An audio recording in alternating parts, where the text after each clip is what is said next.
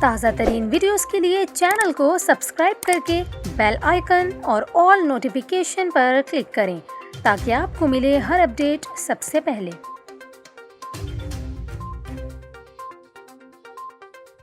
اور ابھی آپ کو اہم خبر سے آگاہ کریں، وفاقی دارالحکومت اسلام آباد میں زلزلے کے شدید جھٹکے محسوس کیے گئے ہیں۔ آپ کو بتائیں اسلام آباد میں زلزلے کی شدت کافی زیادہ تھی، جس کی وجہ سے خوف کے عالم میں لوگ اپنے گھروں سے باہر نکل آئے اور کلمہ طیبہ کا ویٹ کرتے رہے۔ آپ کو بتائیں اس کے علاوہ راولپنڈی اور پشاور سے بھی اطلاعات آ رہی ہیں کہ وہاں بھی زلزلے کے جھٹکے محسوس کیے گئے ہیں۔ اس کے ساتھ ساتھ خیبر پختونخوا کے مختلف علاقوں میں بھی زلزلے کے جھٹکے محسوس کیے جانے کی اطلاعات مل رہی ہیں۔